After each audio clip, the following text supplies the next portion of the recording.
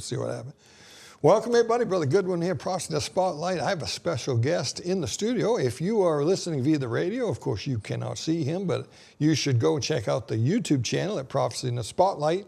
And all these radio programs are right here on YouTube. Let me introduce my guest. I've got with me an old friend or an old professor from Bible college days, Dr. William P. Grady. We call him William P.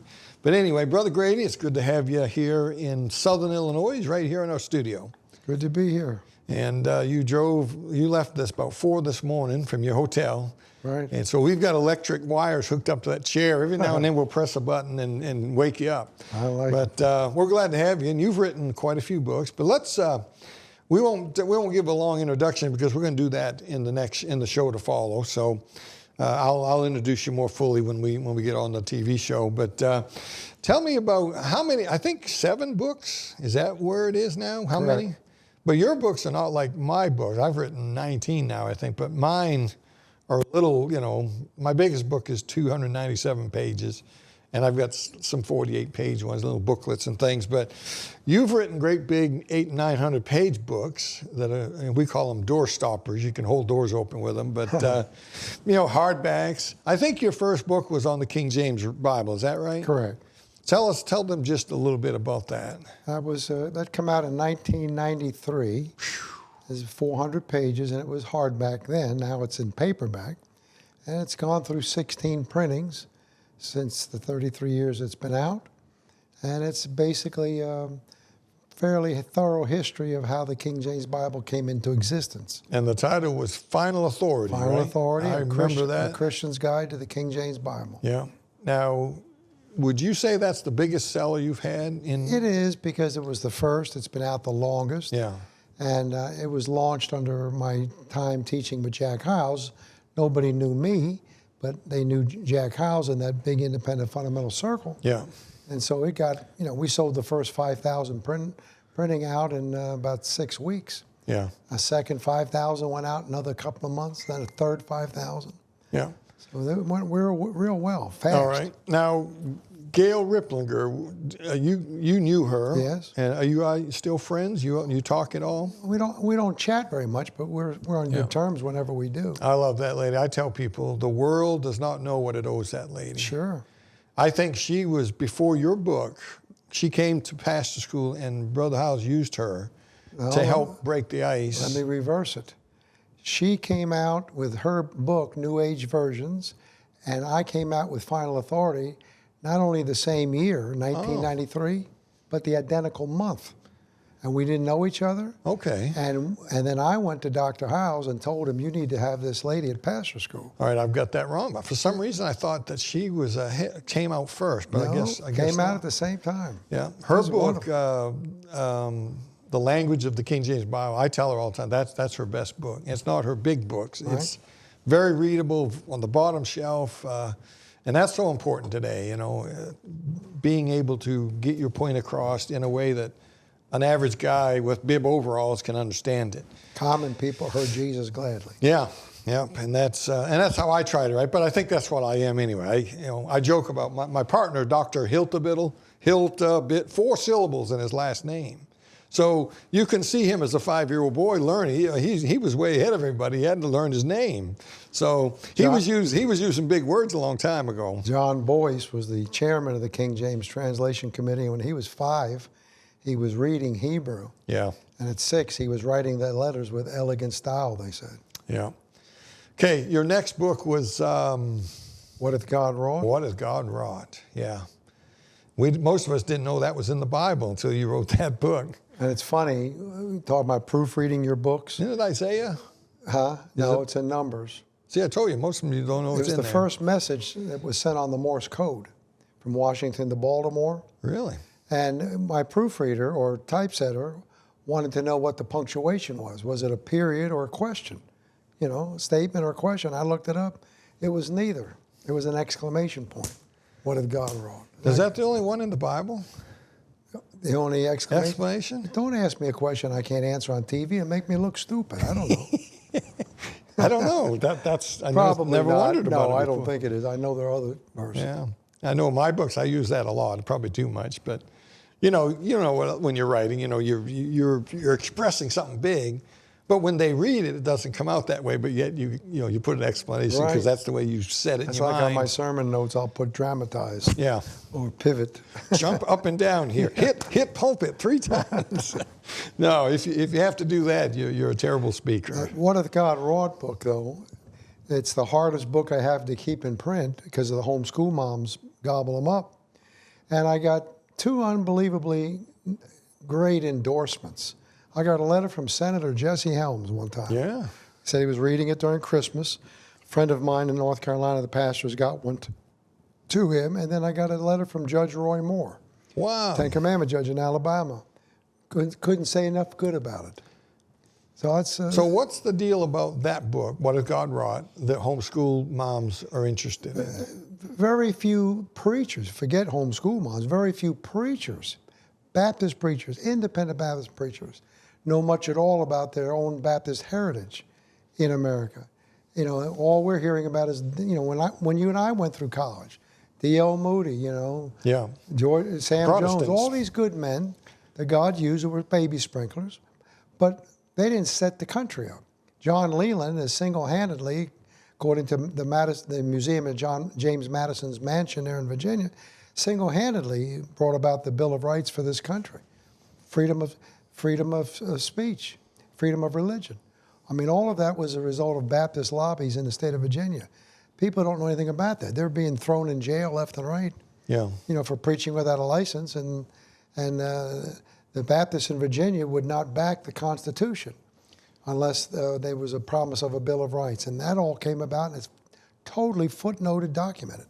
But Baptist preachers don't know that. Yeah.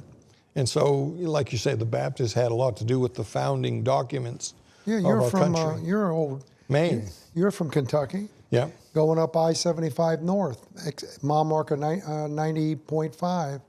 Look to the right, there's a clump of trees, a little mini cemetery in the front yard of a man's home. There's a Baptist minister buried there, Andrew Tribble. He was Thomas Jefferson's neighbor.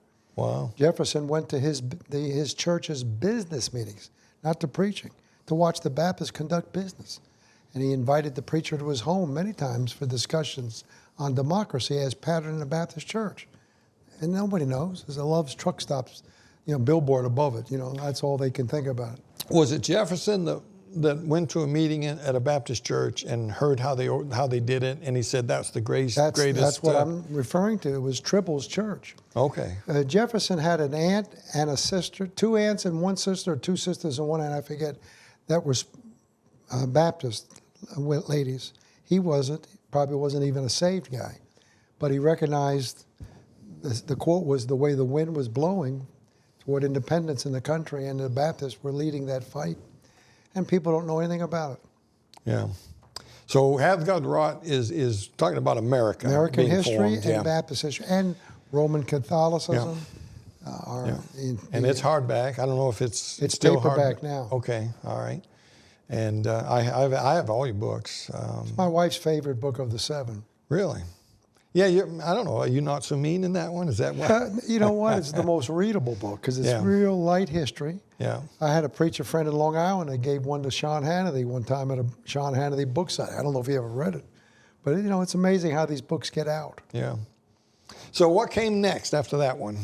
After that was How Satan Turned America Against God. Do you remember who got the first 10 cases off the truck? I had no idea. It was me in Lexington, or actually, I think it was Lexington. Were you the first guy? I think so. You just said I think. I think so. You told me we're supposed to be informal on the show. Well, I think you told me that I was, but you might not have been telling me the truth. I don't know. But I think I did get the first 10 cases. If that makes you happy. It makes me important. They know that you were one of my students when they don't know that yet. We're going to talk about that in the show. When Lincoln was president. That's why we're so informal here. I sat in your classes, and I doubt you would even remember my face. Well, you didn't have white hair back then. I did not have white hair back then. I was skinny, and I was a nobody. I was a bus captain on a bus route, and my weekends was that. I was just sold the out Lord. on the bus route, and I was not balanced properly. I would do a lot of things different if I Sure, went all of back. us would. But then again, how do you know we'd come out like we are? Like the you know? Pennsylvania Dutch expression, too soon old, too late smart. Yep, it's true. But anyway, sat there, and we'll talk about this in the show, but if there was something going on in the world, you couldn't wait to get to Bill Grady's class, because he was going to tell us what you're going to learn what was going on and why, and what it meant. Well, that's gracious of you to say that. But it's true. And there was a lot of staff that didn't like you. We all knew that. You were cut out of a different mold, and a lot of the staff, I think they looked down at you. But you were one of the favorites. I think God brought you to the college for such a time as this, and I think you brought something that the preacher boys needed. And I think Brother House knew that. Well, there were only 3 faculty members that had ever pastored. Yeah. Sam Sprunger, Larry Smith, and myself. Yeah. Sam Sprunger was a Mennonite church. Yeah. Sprunger was Larry Smith was like a BBF church. And I'd graduated from Hiles Anderson and started a church. They just had its 34th anniversary the other day, going strong. Yeah. And so I brought something in. Yeah. To help these men that want to be pastors. Well, you would tell us stories, because you've been out there. I think you said they gave me a pounding when I got there. I still remember that. And that's terminology most of our viewers probably don't know what that means. It's kind of like bringing food to the new preacher and welcoming him in. Yeah. And then he said after 6 months, I got a pounding for the next several years or whatever. That's funny, but yet it's true. Just last month, right before I went off on this trip that I recently finished, there was a man that I led to the Lord in Idaho, my first week of my church, and led to the Lord. He came to church and got baptized, and his girlfriend and kids got saved, and I married them. And anyway, that's 40-some years ago. He just showed up in Pigeon Forge, Tennessee, where I live the other day, and take me out to lunch. We heard that story. Of course, we went and heard you preach that a while back. Fruit that remains, though, still loves the Lord. My brand new pickup truck, somebody sideswiped me on the way to your meeting. We got there late, and you actually told the people, don't lock the door, I got somebody coming. I remember that. And we got there. We drove an hour and a half. Kentucky. Yeah, drove quite a ways to get there. And there's just something about you. You're never boring. You never get bored sitting in a classroom with Bill Grady or a church service. No two men agree on everything, but at the same time, there's men that know a lot, but they're boring. But there's men that don't know nothing, but yet they can tell stories. You're neither, of course, but I try to be like that cross-eyed javelin thrower. I'm not going to set any records, but I'll hold your attention for a while. That's true. All right. Well, we got a minute left, and we never even got to the rest of your books. But the next book was Given by Inspiration. Given by Inspiration. That's your favorite book. Because I'm on page 77 in that book. There was something in one of my books that you liked. Garden of Eden. Yeah, Eve got the Word of God secondhand. That's powerful. Gail Rippinger liked that too. And then there was the 900-page history of Israel, which is so important. We're going to do some shows on that in the future. And then Perilous Times. And this is what we're going to talk about in the TV show coming up, folks. So you won't want to miss it. We're going to talk about prophecy with Dr. Bill Grady. And I've been looking forward to this. I got a whole notebook full of stuff to ask him. We'll never get to most of it. They can get those books through Grady Publications if you don't carry them. Yeah, and we're going to have them on our website, but people are welcome to go and get them from Grady Publications as well. All right, until next time, keep your eyes on them skies.